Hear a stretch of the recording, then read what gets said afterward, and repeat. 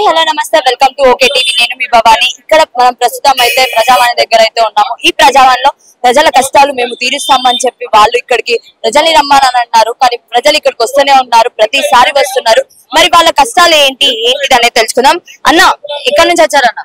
Mahabubabad district Gangaram మండలం కుమట్లగూడెం గ్రామం నుండి వచ్చాం మేడం.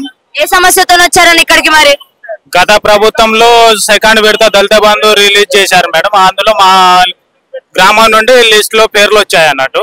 ఆ దళిత బంధు నిధుల కోసమని ప్రజాభవన్కి వచ్చాం మేడం. వచ్చి ఇక్కడ మేము అర్జీ పెట్టాం. ఇదే విధంగా అర్జీ పెడితే మాకు ఎలాంటి ప్రూఫ్ గానీ రిసీవ్డ్ గానీ ఏమి ఇవ్వట్లేదు, తీసుకుంటున్నారు, పక్కకేస్తున్నారు. అది అసలు అది మేడం. మాకు గత ప్రభుత్వంలో రిలీజ్ చేసినటువంటి దళిత బంధు నిధులు కలెక్టర్ గారి అకౌంట్లలో వేశారు. ఆ నిధుల్ని మాకు విడుదల చేయమని మేము కోరుచున్నాం ఈ కాంగ్రెస్ గవర్నమెంట్ ని.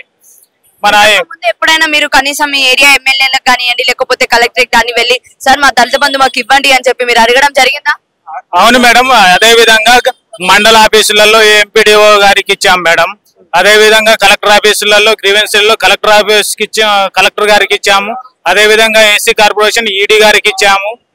అన్ని విధాలుగా ఇచ్చుకుంటూ ఈ రోజు ఇక్కడికి పాలన దీని కాడికి వచ్చాము మేడం. మేము దరఖాస్తు ఇవ్వడానికి వచ్చినా కూడా మమ్మల్ని ఏదో విధంగా చూస్తున్నారు. కానీ మీ దళితం అంటే ఈ తెలంగాణ నలుమూల నుండి వచ్చినటువంటి దళితులు ఈ కాంగ్రెస్ ప్రభుత్వం ఎలా చూస్తుందంటే అదొక గడ్డి పొరుసు లెక్క తీసేసినట్టు చూస్తుంది మేడం.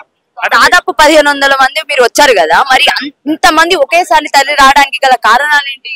కారణాలు ఏంటంటే మాకు రిలీజ్ చేసినటువంటి మా దళిత బంధు ఏవైతే ఉందో అమౌంట్ కలెక్టర్ అకౌంట్ లో వేసిన అమౌంట్ మాకు విడుదల చేసి మాకు లబ్ధి పొందేలాగా చూడాలని కోరడానికి వచ్చినాం మేడం. మేము మరి లోపల ఏంటి పరిస్థితి ఎలా ఉంది? లోపలికి వెళ్తే ఏముంది మేడం, అప్లికేషన్ తీసుకుంటున్నారు, పక్కకేస్తున్నారు. మాకేమైనా రిసీవ్డ్ ఇస్తారా అంటే అలాంటిది ఏం లేదు. మీకు మొబైల్ నెంబర్ రాసినరా, మీకు మెసేజ్ వస్తుంది అంటున్నారు. మెసేజ్ అయితే ఏమైతే రాలేదు ఇంతవరకు.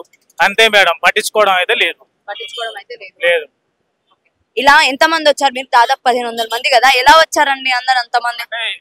ఎలా వచ్చామంటే వివిధ వెహికల్ తీసుకొని ఈ రోజే కాదు మేడం, నిన్న సాయంత్రం నుండి వచ్చి ఇక్కడే రోడ్ల పండు అక్కడ ఇక్కడ పడుకుంటూ ఈ రోజు ఇక్కడికి వచ్చాం మార్నింగ్. అది మేడం మా బాధ చెప్పుకుంటే అది తీరనటువంటి అర్థం మేడం. ఎందుకంటే మాకు పేర్లు వచ్చి మేము అటు కాకుండా ఇటు కాకుండా ఉన్నాం అన్నట్టు. ఎందుకంటే మాకు రిలీజ్ చేస్తే మేము దాని వల్ల ఏదో ఒక జీవనోపాధి తోటి మేము ముందుకెళ్తాం అన్నట్టు, పైకి వెళ్ళడానికి. అలాంటిది మధ్యలోనే స్టాప్ అయిపోతుంది. అన్న ఎక్కడి నుంచి వచ్చారన్న? మాది కుమట్లగూడెం మేడం, గంగారం మండలం, మహబూబాద్ డిస్ట్రిక్ట్ కుమట్ల నుంచే. మేము నిన్న సాయంత్రం 4 గంటల నుంచి బయలుదేరాం మేడం. బయలుదేరి ఇక్కడికి వచ్చరికి నైట్ 2 అయింది. అక్కడిక్కడ వండుకుంటూ పొద్దున్న ఇక్కడికి చేరుకున్నాము. చేరుకున్న తర్వాత ఇక్కడికి వచ్చిన తర్వాత ప్రజాపాలన అక్కడ మా దరఖాస్తు ఇవ్వడం జరిగింది. జరిగిన తర్వాత ఏమన్నా రిసిప్ట్ ఇట్లా ఏమన్నా ఉంటుందంటే ఏముండదు బాబు, ఓన్లీ మీకు సాయంత్రం ఉన్న రేపు ఎల్లుండి ఎప్పుడు మీకు మీ నెంబర్కి ఫోన్ నెంబర్కి ఓన్లీ మెసేజ్ వస్తుంది, ఏం రాదు, అంతకు మించి ఏముండదు అని చెప్పేసి వాళ్ళ అధికారులు అనడం జరిగింది. మేము సైలెంట్ గా తిరిగి వచ్చాం మేడం. అంతే. అసలు మీకు రిలీజ్ అయినట్టు ఎప్పుడు వచ్చింది అన్న డేట్ అవన్నీ, దాని ప్రకారం ఎప్పుడు వచ్చింది మీకు? మాకు రిలీజ్ అయినట్టు ఇప్పుడు రాలేదు మేము. గత అంటే ఒక 9 నెలల ముందే మాకు ఏమైందంటే దళిత బంధు రెండో విడత అని చెప్పేసి రిలీజ్ చేశారు. ముందు కోడి ముందు రిలీజ్ చేశారు మేడం.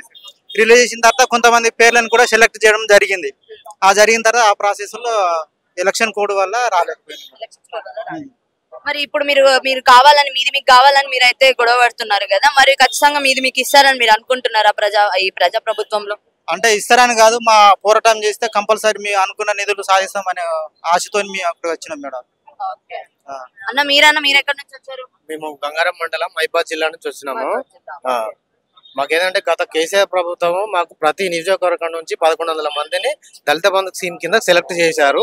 కాకపోతే ఎలక్షన్ కోడ్ వల్ల ఆగిపోయింది. ఇప్పుడు ఆ నిధులను మాకు కలెక్టర్ అకౌంట్ లో ఉన్న నిధులను మా అకౌంట్ లో జమ చేయాలని చెప్పేసి మేము ఇప్పుడు ఇక్కడ తెలంగాణ వ్యాప్తంగా ఉన్నటువంటి దళితులు అందరం మేము ఒక 1500 మంది ప్రజాపాలన కాబట్టి ఇక్కడ ఉన్నటువంటి ఎంపీ ఎమ్మెల్యేలకు మేము మొరబెట్టుకోవాలని ప్రజాపాలనకు వస్తే ఇక్కడ ఎంపీ ఎమ్మెల్యేలు ఎవరు ఉండరు కదా, ఇక్కడ ఎమ్మెల్యేలు లేరు, మంత్రులు లేరు, ఎవరు లేరు. అక్కడ రికార్డ్ అసిస్టెంట్లు టైపిస్టులు తప్ప అక్కడ ఎవరు లేరు. అక్కడ మాకు కనీసం రిసిప్ట్ లేదు, ఒక దరఖాస్తు లేదు, మాకు చేతికి ఏమి ఇవ్వట్లేదు. ఏమనంటే మీకు మెసేజ్ వస్తుంది అంటున్నారు. ప్రజాపాలనలో మాకు లబ్ధి జరుగుతుందని చెప్పేసి కాంగ్రెస్ ప్రభుత్వంలో మాకు లబ్ధి జరుగుతుందని దళితులు అందరూ రాష్ట్ర వ్యాప్తంగా వస్తే మాకు ఇక్కడ కనీసం పట్టించుకునేటువంటి ఒక మంత్రి ఒక ఎమ్మెల్యే గాని కనీసం ప్రజా ప్రతినిధులు కూడా ఇక్కడ ఎవరు లేరు. మాకు మా పరంగా సానుభూతి చూపించే ఒక వ్యక్తి కూడా ఇక్కడ లేరు. మేము కూడా మా గ్రామ స్థాయిలో, మండల స్థాయిలో, జిల్లా స్థాయిలో ప్రతి ఎంపీడీ ఆఫీస్ లో, ఈడీ ఆఫీస్, కలెక్టర్ ఆఫీస్ ప్రతి వ్యక్తికి మేము అక్కడ ఇచ్చినాం దరఖాస్తులు. ఎక్కడ కూడా మాకు రెస్పాండ్ కావాలి. మేము దరఖాస్తు మేము ప్రభుత్వ దృష్టి తీసుకెళ్తాం అని చెప్తున్నారు. కానీ ఏంటిదంటే ఈ ప్రజావాణి అనేది మీరు మీ కలెక్టరేట్ ఆఫీసులలో చేసుకోవచ్చు, ఇక్కడ దాకా రావాల్సిన అవసరం లేదు అని అన్నారు కదా. మరి ఇక్కడ దాకా రావడానికి గల కారణాలు ఏంటంటే మా లోకల్ ఉన్నటువంటి అక్కడ లోకల్ ఉన్నటువంటి ఎవరు అధికారులు పట్టించుకోకపోవడంతో ఇంత దూరం దాకా మేము 2 రోజుల నుంచి మాకు వసతి లేకుండా 2 రోజుల నుంచి అక్కడ ఉన్నటువంటి బస్ స్టాండ్లలో, రైల్వే స్టేషన్ లో పడుకుంటూ 6 గంటలకు వచ్చేసి ఇక్కడ ఉండి మేము మా తిండి నిద్ర ఏం లేకుండా ఇక్కడ ఏం లేకుండా మేము ఇంత వస్తే కనీసం మమ్మల్ని ఇక్కడ పట్టించుకునే నాదులు కూడా లేరు. ఇక్కడ మాకు ఇక్కడైనా మాకు మరి మీడియా ద్వారానైనా కనీసం ఇక్కడ ప్రజాప్రతినిధులు మాకు లబ్ధి చేయాలని కోరుకుంటున్నాం. మేము రాజకీయాల అతీతంగా మా దళితుల కోసము కేసీఆర్ గారు ఆర్థిక అభివృద్ధి చెందాలని చెప్పేసి స్కీమ్ పెట్టారు. దాన్నే మేము అదే ఆధారంగా మేము అడుగుతున్నాం తప్ప కొత్తగా చేసేది. వాళ్ళు కూడా చెప్పారు 12 లక్షలు ఇస్తామన్నారు.